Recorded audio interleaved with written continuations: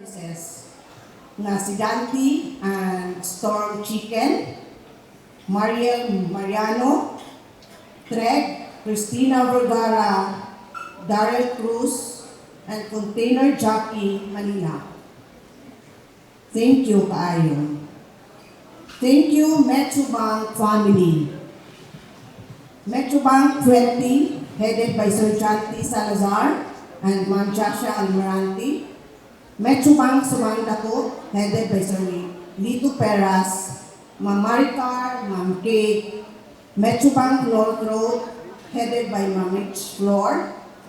Orix Metro, headed by Ma'am Jaja and Sir Daryl.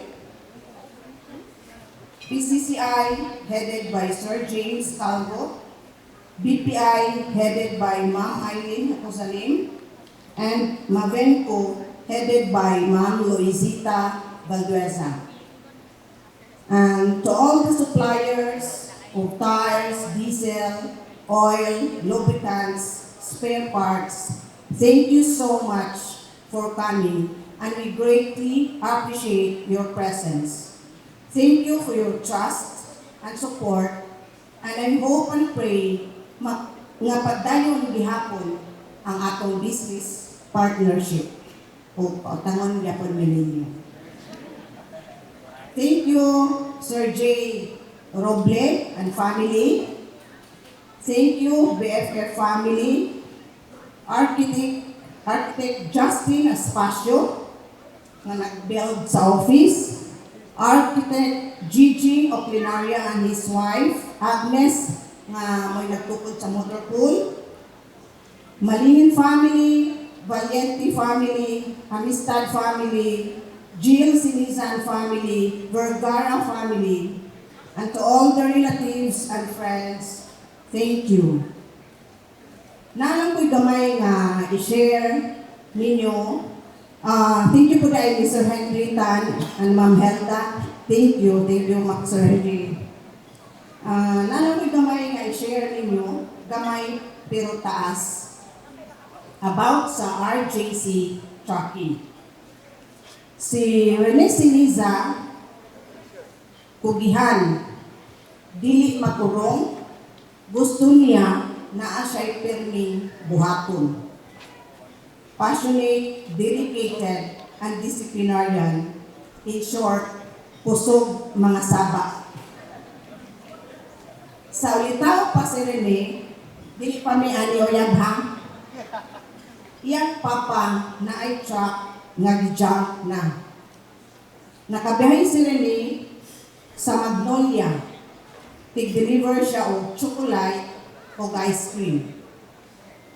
Every sweldo niya, iyang palitan og pizza or spare parts. Then every Sunday, iyang trabahoon until nahuman yun niya ang truck. Actually, kani nga truck naagya po ni. Gisigi niya po ni paayo ni Rene kay mo ni gamiton para buffer o naay maguba nga rescue o rescuehon nga truck. A day after sa among wedding, kay gibiyahe na mo dayon ni Rene o bus o graba. Siya ang first driver sa RJC o ako ang first helper sa RJC. Pila ka months after nga nagbiyahe ang truck, kay kuhaon naman hinuon sa iyang papa ang truck. So, nag-uol o nihilak yun si Rene. Nga unsa na lang daw ang iyang ibuhi sa iyang pamilya o labi na nga umaanakay nako. Isa dyan, o kwaon man yun ni Papa ang truck, kanang ilang kabalaka kay mga apply ko o driver sa ambulance. Pero sure ko madawat yun kay ang pasyente nga nagpinal na, ikabot sa hospital kay makabarog na kay tungod sa kakuyaw, magkusog mo padaga ni Rene.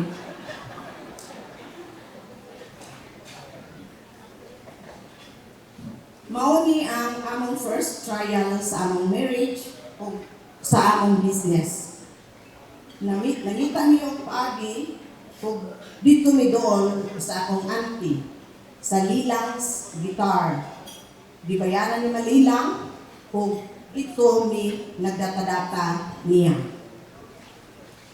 Nakabiyay po si Rene o isda from Kawit Medellin to Pasig. First biyahe niya kay daghan kaayong lakasira nga musakay. Kay dali maabot ilang isda kung mabaligya nila dayon. Dangtan pila ka trips kay dili na mo sakay ang mga tagiya, ang ilan na lang isda mo ilang ipasakay, mamasahiro na lang daw sila kay kagrabi kakusog mo padagan ni Rene. Ang truck nga unong kabot ang ligid, upat ra daw ang ipatugtad. Nakapahisab mi sa Palawan Mining, sa Surigao Mining, upapil sa mi o biyahe sa SRP Reclamation. Hangtod nakaabot ang among truck o 10 kabuok. Ang sand and gravel business kay okay nga dili okay. Okay siya kay makakaon mi og katulo sa usa ka adlaw o nakapaskwela ko sa among tulo ka mga bata. Dili siya okay kay katunga time guba pa ang dalan sa Toledo, Naga o Miglanilla. Grabe ang among maintenance cost sa ligid sa truck. Grabe gyud ang kayod og mga challenges namo na para lang makasurvive kung makabayad mi sa among monthly amortization. Diha pa gani time na muadto si Rene sa sapa magkuha og bus. Mupuyok ko, magdala ko og typewriter para adto ko maghimo og bill para inigabot na mo sa syudad, mapanigil na mo dayon para ipuhunan para ugma. Sige lang ko pray ni Senyor Santo Niño nga tagaan ni o sign or idea nga ipadayon ba ni nga business or i-give up na lang namo or tagaan ni og laing business nga dili ingon ani ka stressful o ka pressure. After pila ka years nga struggle, answered prayer. Kay nakasulod mi sa Bounty Agro Ventures pag 2004. First pila ka years, grabe gihapon ang struggle o mga challenges.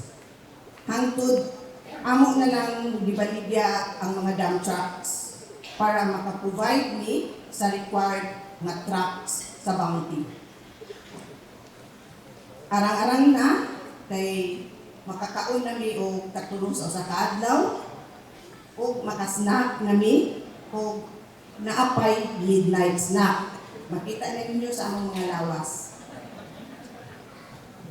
Hangtod naka-graduate na ang among tulo ka mga bata nga si Jed, Clyde o Rymel.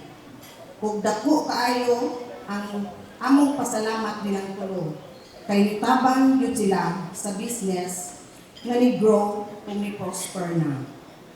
Daghan silang i-share na new ideas and concepts to develop and sustain the business. O pasalamat sa po sa ilang wife na si Audrey, Alexandra and Shira na supportive sa work sa ilang husband. O sa among unong ka grandkids nga mo'y naghatag og motivation o happiness para ma-lessen ang among stress. Magpasalamat po ni Ma'am Emma Ruth Fernandez o Mr. Chanti Salazar nga siya ang nitabang namo na makakuha mi og credit line sa Metrobank para makasustain mi sa among daily operational expenses. Si Ma'am Emma sab ang nitabang namo pag-purchase ani nga lot. Thank you so much, Ma'am N. So, this is it. Pansit. Mauna ni karon ang reward sa among tanang pangandoy o paningkamot tungod sa inyong trust o support namo ninyong mga business partners. We grow as you grow. And I pray that RJC Trucking will continue to support and deliver your needed services in your company. Once again, thank you so much ninyong tanan and hope you will have a wonderful evening.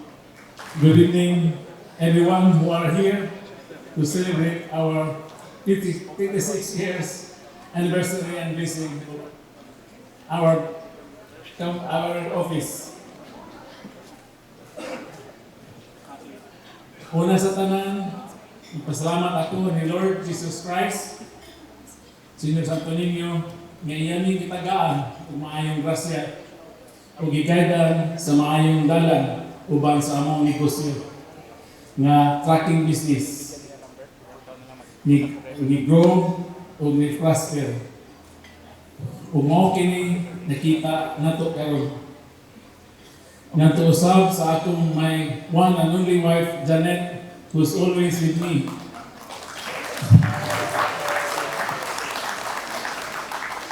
Thank you for your love and support bisan sa kalisod o sa kapait sa pagtukod namo nianing negosyo. Dili lalim ning mangandoy ta. Daghan mi giagian kalisod o trials. Dihay time nga nagilak si Janet ay wami ikapanildo sa among mga tao. Kaning duha sa negosyo tinabangay gyud para makasurvive. At first, we started our business in 1998, hauling of aggregates, sand, gravel, and hollow blocks factory. And next, SRP reclamation, magbuntag ni sigig monitor sa among mga dump trucks hangtod sa gabi. Then abot pagyugto sa Surigao, hinatuan mining o sa Palawan mining. Bisan asa lang ko, maabot mingita biyahe sa among truck. Pasalamat sa ko sa akong tulo ka gapings na mga anak, sila si Jake, Clyde, ug Raynel. Sila nitabang namunduhan sa net sa pag-expand sa among negosyo. Umaw kini karon atong makita. Magpasalamat sa ko ngadto sa mga taga-bounty na niya karon Telihula. Especially kay ni Doc Tony Otsuro, Vice President of Visayas Bounty Plus Incorporated. Daghang kayo salamat po.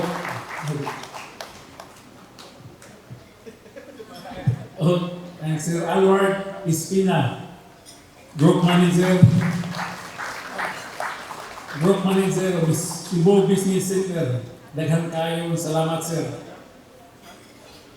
Salamat sa ko sa Metrobank, kay Sir Lito, Orex Metro, Mang Jaja, BPI, PCCI, Sir James Calvo. And to all suppliers namo sa tires, fuel, and lubricants, JPAR Petron, Robles Shipping, especially by Sir J and Ma'am LB Roble, Johannes Roble, Royal Marketing, Coal Express, Iran Enterprises, South Sea, Cebu Service Parts, Cebu Mascot, Cebu Wrecking, Film, Pink Tires, JMS Shell, Light Shipping, Coal Shipping, Top Line, Yasco, Proline, Mandawi, Compress, ug uban pa namong supplier. Daghang kayong salamat kaninyong tanan.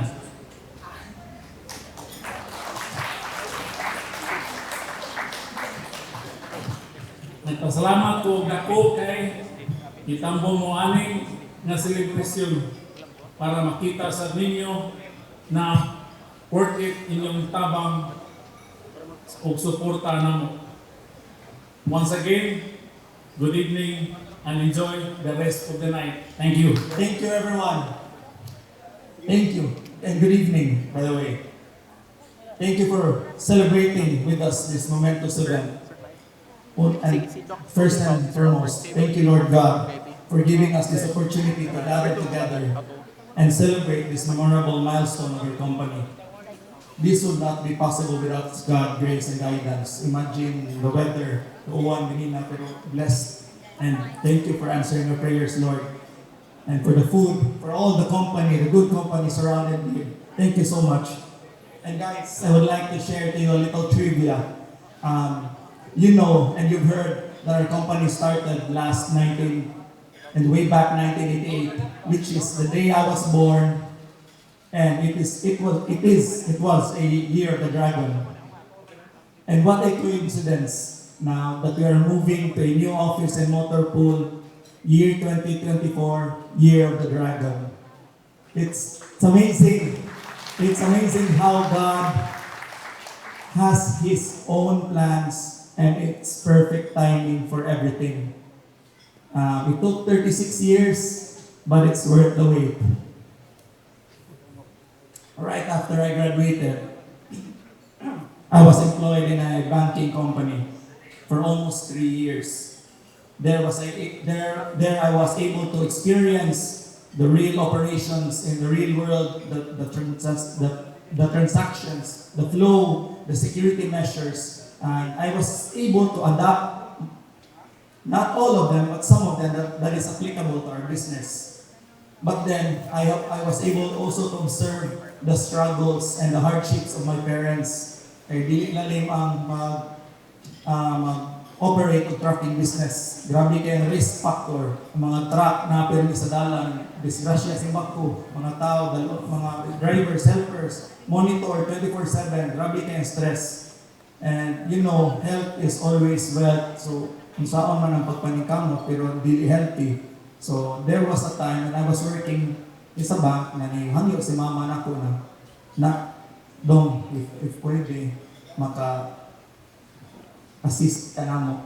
If umuundang daw ko. So, right then and there, as a show of gratitude towards my parents, kay sila ba yung nagpaskwila na mo, tulo, na no hesitation na ni-resign ko sa bangko because we really need a helping hand. So, tabang ko sa operation sa business and so on. Isunod na po ako mga manghod right after they graduated. In our 36 years of being in the logistics industry, there is one business partner that really stood out. We have been doing business with them for 20 years now. And that is Bounty. We started at 2004 and now 2024, our business relationship with Bounty really grew. And we are very grateful for the business opportunity they entrust us. Honestly, Bounty is really blessed with competent, hardworking, and trustworthy people. This is why doing business transactions with them is very convenient. We may have experienced challenges, but we grew and learned together. So thank you so much to the Bounty people who have been supporting us through the years. Starting with Dr. Tony Otsurum, who trusted and gave us the opportunity to grow and expand in the areas of Ormoc, Tacloban, Calbayog, Iloilo, Bacolod, Dumaguete, and Bohol.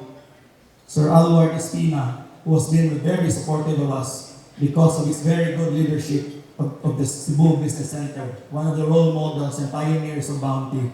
Sir Alward, thank you. Mr. Kenneth Gran Capal, Ma'am Christine Ancla, for the collaborative efforts making Chooks to Go deliveries more efficient. Sir Julius Bukaw, a role model not only sa work but also a family man, one of the coolest pioneers in Bounty.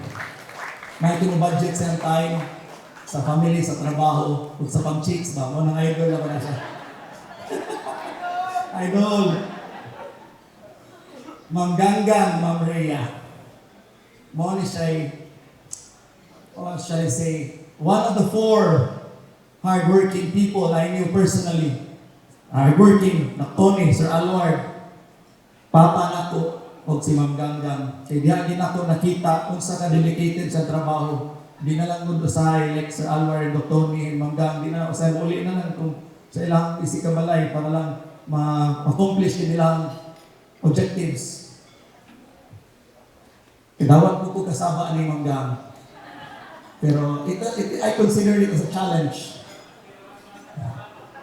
To give not just 100%, but more than 110 of your effort, or even more, to make impossible things possible. She always pushed me to the limit to find more and better solutions to problems. Manggang. Sir Martin and Jessa, for extending their patience, especially sa among pagpaluhap sa check-in, doing extra mile just to process the billings. And to everyone here sa Bounty family, like Sir Lou, Doc Ian, Doc Liza, Sir Zwicky, Serge, Dressing Plant Team, Feed Mill Group, Sir Kari, sa Breeder Group by Sir Waltam, and all the MPs, Hermosa, Ville, Marquez, Marcos, Maricrez, Miguel, Salesman, and also to Sir Jerome, who is also part of our business journey. Doc Ian, and sa tanan wala na ko mas mention, salamat kayo sa inyong suporta. And the most important core to our business, sa muang mga empleyado na dili maka-attend karon tungod kay nagbiyahe sila. Dagan kay salamat kay dili na mo ni mahimo kung wala mo. If not for your sleepless nights, time, effort, and dedication sa work, sa pagdawat sa among kasaba ug sa among tulata sa among nabuhat, mo na tinuod na blood, sweat, and tears. To wrap up my speech, as what you are able to witness right now, this facility you are looking today will not stay a milestone, but will be a very integral part of our business moving forward. The real reason we decided to build this establishment is to improve our services, to optimize vehicle usage. Pasalamat sa ginamo sa mga empleyado, kay this will be their workplace for the years to come. That is more conducive for working. They will be more efficient sa work because comfortable na spacious ang environment. Truck repairs will be faster, kay dili na sila maluya sa kainit sa adlaw, dili na po sila mawanan o masubawan because of the shade. Our motor pool will be installed with advanced equipment, pneumatic tools, and machineries to expedite repairs. Plus, we have more working space for the repairs, less ang downtime sa unit. And we could repair multiple units at the same time. We could store more spare parts, tires, lubricants for the warehouse, and we could also implement a higher level of preventive maintenance system to avoid vehicle breakdowns and accidents on the road during deliveries. We could provide better supervision, better communication, and coordination with our personnel since the main office is now located within the vicinity. We could conduct seminars and workshops to enhance, improve, and hone the skills of our employees. And to conclude, I hope that these improvements and innovations will have a positive impact to our loyal customers and business partners. Please know that we will continue to strive harder in order to serve you better. Thank you to all our business partners, customers, and suppliers na ni-mention ni Papa ganina. Pasensya wala ta mo mention tanan due to time constraints, but in behalf of this RJC company, I want to extend our heartfelt gratitude to everyone. God bless us all, and to God be the glory. Thank you and enjoy the rest of the night. Good evening, may gabi sa tanan. First of all, I'd like to congratulate RJC Trucking, led by Pare Rene. So, a very big congratulations, and we were very impressed, pag-abot naman ni Alward niya, kung basi sayop niya atong nagtan kay ningon galahe. Resort mo hindi mauna itong siblan na way. So, but it really shows na hard work pays. And on behalf of Bounty also, nagpasalamat si Renegade, but Bounty also wants, I would like to take this opportunity to thank also RJC for a very, very supportive. They have been our best and biggest logistics partner in the Visayas. And for that, we are really very grateful. Without your support, bounty operations also would not be as efficient as it is. And with this facility, I'm sure your services will continue to improve, and we look forward to doing even more business with you. As bounty grows, so will your business. And I guess everyone here, suppliers and other business partners, we are all here, we are all grateful and happy to see how much progress RJC Trucking has made. And without a doubt, I'm sure in the very near future, sigurado mas dali na gyud ang progress, no? With a very, very good facility. And as mentioned, all three brothers are now fully 100% immersed, helping the business. So we are very confident that this business of RJC will become probably much bigger than all other truckers in Cebu. We look forward to continued partnership. And once again, congratulations for a very, very inspiring example to everyone that when you put your heart to something, you work at it, you will really see the fruits of your labor. So congrats, RJC. Thank you. Hi, DP. In behalf of the Bounty, si Dr. Tony magandang yung speech. Sige lang, kaya mo po gabi we renegade. But I was not able to prepare any speech. RJC, since 2004, 20 years in service of business partners sa Bounty. Si RJC ang atong pinaka-dugay na business partner sa Bounty. Pinaka-loyal sa. Although there was one time, biyagi siya o atong competitor. Asan to si Rene? Nabiyagi siya sa kabiyagi sa Nutriba. Siguro to, but still, very loyal and faithful na business partner. RJC, dako kayo na siya tabang, especially during my time sa Eastern Visayas, when nag-set up ko operations sa 3 branches, Tacloban, Ormoc, and Calvayo. Si RJC, nakatabang din ako in terms of feed supply from Cebu, harvest sa farm to the plant, o atong mga rota na of course iyahang mga delivery vans. Ang favorite target na tagline niya si RJC, kasi rin na ang iyang favorite target na tagline ako is marawag na siya ako, Sir, hapit na ba yung mga embargo akong truck? Well, for the last 20 years, through thick and thin, muna si RJC. Kaya napo sa akin, Sir, kaya nang may patubilong sa fuel station. So, inana na siya kayo ang iyang dedication ba? So, in return, kami said, we gave them also our full support, additional na mga biyahe, additional opportunity, because what we see sa RJC is not just it cannot become one-sided, but a really truly mutual business relationship with Bounty Fresh.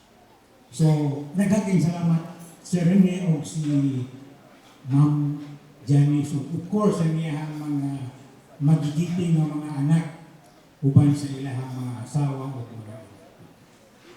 Congratulations RJC for your 36 years of anniversary and that's fine. Thank you.